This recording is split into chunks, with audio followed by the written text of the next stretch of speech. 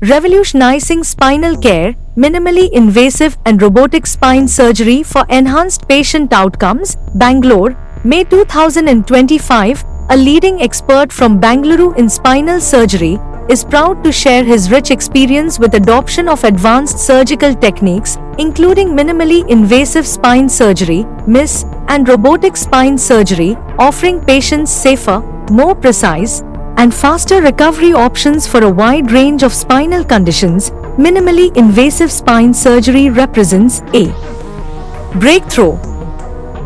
ನಾವು Manipal hospital, Manipal institute of robotic spine ಸರ್ಜರಿನಲ್ಲಿ 1000ಕ್ಕೂ ಮೇಲೆ ರೋಬೋಟಿಕ್ ಸ್ಪೈನ್ ಸರ್ಜರಿ ಮಾಡಿರುವ ಒಂದು ಮೈಲಿಗಲ್ಲು ಅನ್ನೋ ದಿನ. ಇದರಲ್ಲಿ ಇವತ್ತು ನಾವು ಮಾಡಿರುವ ಚಿಕಿತ್ಸೆ, ಕೆಲವರಿಗೆಲ್ಲ ಇತ್ತೀಚೆಗೆ ಮಾಡಿರುವ ಚಿಕಿತ್ಸೆ ಪ್ಲಸ್ 1 ವರ್ಷ 2 ವರ್ಷ ಮುಂಚೆ ಮಾಡಿರುವ ಚಿಕಿತ್ಸೆ ಪೇಷಂಟ್ಸ್ಗಳೆಲ್ಲ ಬಂದು ಇವತ್ತು ಈ ಕಾರ್ಯಕ್ರಮಕ್ಕೆ ಚೆಂದ ಕಾಣಿಸಿಕೊಟ್ಟಿದ್ದಾರೆ. ಇದರಲ್ಲಿ ನಾನು ಹೇಳೋದು, ಎಲ್ಲ ವಯಸ್ಸಿನ ಪೇಷಂಟ್ಸು ಇದ್ದಾರೆ, ಎಲ್ಲ ಕಾಯಿಲೆಯ ಪೇಷಂಟ್ಸು ಇದ್ದಾರೆ. ಇದರಲ್ಲಿ ಅವರು ತಮ್ಮ ತಮ್ಮ ಅನುಭವಗಳನ್ನು ಶೇರ್ ಮಾಡಿಕೊಂಡಿದ್ದಾರೆ. ಅವರ ಸಕ್ಸಸ್ಸು ನಮ್ಮ ಹೆಮ್ಮೆ.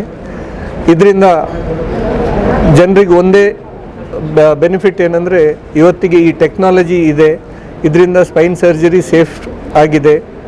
ಮೊದಲೆಲ್ಲ ಏನಿತ್ತು, ಸ್ಪೈನ್ ಸರ್ಜರಿ ಸ್ಪೈನಲ್ ಕಾರ್ಡ್ ಮುಟ್ಟಿದರೆ ಜನ ಪ್ಯಾರಾಲಿಸಿಸ್ ಆಗ್ತಾರೆ ಅನ್ನೋ ಭಯ ಇತ್ತು. ಇವತ್ತು ಆ ಭಯ ಅಂತೂ ಖಂಡಿತ ಇಲ್ಲ. ಹೆಚ್ಚಂದರೆ ಬೇರೆ ಸಣ್ಣ ಪುಟ್ಟ ಕಾಂಪ್ಲಿಕೇಶನ್ಸ್ ಆಗ್ಬೋದು. ಇವಾಗ ಯಾವುದೇ ಗಾಯ ಆದರೂ ಕೆಲವರಿಗೆ ರೆಸಿ ಆಗ್ಬೋದು, ಗಾಯ ಇನ್ಫೆಕ್ಷನ್ ಆಗ್ಬೋದು, ಮತ್ತೆ ಸರ್ಜರಿ ಮಾಡಿ ವಾಪಸ್ಸು ವಾಶ್ ಕೊಟ್ಟು ಕ್ಲೋಸ್ ಮಾಡಬೇಕಾಗ್ಬೋದು. ಇಲ್ಲ ನರಗಳ ಸ್ವೆಲ್ಲಿಂಗಿಂದಾಗಿ ಸ್ವಲ್ಪ ಕಾಲುಗಳಲ್ಲಿ ನಮ್ನೆಸ್ಸು, ವೀಕ್ನೆಸ್ಸು ಬರ್ಬೋದು. ಬಿಟ್ಟರೆ ಪ್ಯಾರಾಲಿಸಿಸ್ ರಿಸ್ಕ್ ಇವತ್ತು ಸ್ಪೈನ್ ಸರ್ಜರಿಯಲ್ಲಿ ಇಲ್ಲ ಅನ್ನೋ ಥರನೇ ಆಗಿದೆ. ಯಾಕಂದರೆ ಈ ರೋಬೋಟಿಕ್ ಟೆಕ್ನಾಲಜಿ ಅನ್ನೋದು ಎಕ್ಯುರೇಟಾಗಿ ಸ್ಪೈನಲ್ ಇನ್ಪ್ಲಾಂಟೇಷನ್, ಇನ್ಸ್ಟ್ರುಮೆಂಟೇಷನನ್ನು ಮಾಡೋದಕ್ಕೆ ನಮಗೊಂದು ಅವಕಾಶ ಮಾಡಿಕೊಟ್ಟಿದೆ. ಇದರಲ್ಲಿ ಸರ್ಜನ್ ಎಕ್ಸ್ಪೀರಿಯನ್ಸ್ ಮಾತ್ರ ಅಲ್ಲ, technology is helping the surgeon to deliver the expected result. Success rate ಕೆಳಬೆನ್ನಿಗೆ 99.8% ಇದೆ, ಕತ್ತಿಗೆ 98.3% ಸಕ್ಸಸ್ ರೇಟ್ ಆಗಿದೆ. ನಮ್ಮ ಹೆಚ್ಚಿನವರು ಈಗ ಡಿಫಾರ್ಮಿಟಿ ಅಂದರೆ ಗೂನುಬೆನ್ನು ಅನ್ನೋದು ಮಕ್ಕಳಲ್ಲಿ ಬರುವ ಕಾಯಿಲೆ. ಆಲ್ದೋ ಅದು 10% ನಮ್ಮ ಟೋಟಲ್. ಈಗ 1000ದಲ್ಲಿ 100 ಜನ ಮಕ್ಕಳು ಇರ್ಬೋದು, ಬೇರೆ 1000 ಜನ ಅಡಲ್ಟ್ಸ್ ಇರ್ತಾರೆ. ಅದರಲ್ಲಿ ಮಧ್ಯ ವಯಸ್ಸಿನವರು ತುಂಬ ಹೆಚ್ಚು. ಯಾಕಂದರೆ ಈಗ ಲೈಫ್ ಸ್ಟೈಲ್ ಡಿಸೀಸು, ಕೂತ್ಕೊಂಡೇ ಎಲ್ರಿಗೂ ಕೆಲಸ, ಬಗ್ಗಿ ರೈತನ ಥರ ದುಡಿದ್ರೆ ಯಾರಿಗೂ ಏನೂ ಪ್ರಾಬ್ಲಮ್ ಇರ್ತಿಲ್ಲೋ ಏನೋ. ಬಟ್ ಇವಾಗ ಎಲ್ಲರೂ ಕೂತು ತಲೆ ಹಾಳು ಮಾಡುವ ಕೆಲಸ. ಸೊ ಅದರಲ್ಲಿ ತುಂಬಾ ಡಿಸ್ಕ್ ರಿಲೇಟೆಡ್ ಪ್ರಾಬ್ಲಮ್, ಡಿಜನ್ರೇಷನ್ ತುಂಬ ಅರ್ಲಿ ಏಜಿಗೆ ಬರ್ತಾ ಇದೆ. ಎಕ್ಸಸೈಸ್ ಅನ್ನೋದು ಕಮ್ಮಿ ಆಗ್ತಾ ಇದೆ.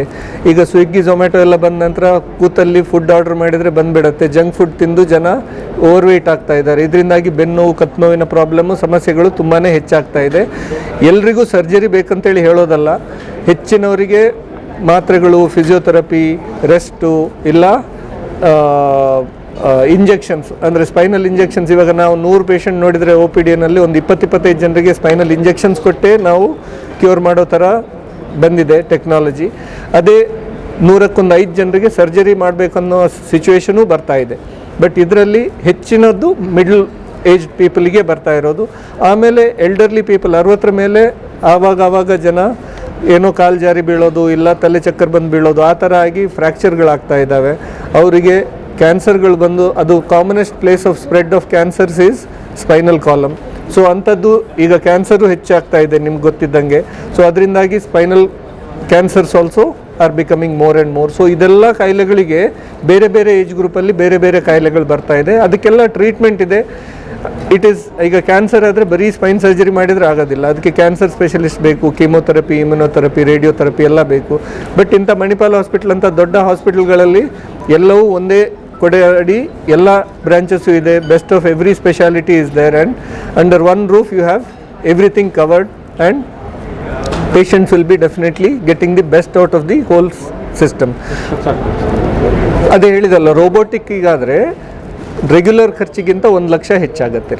ಹೌದು. Thank you.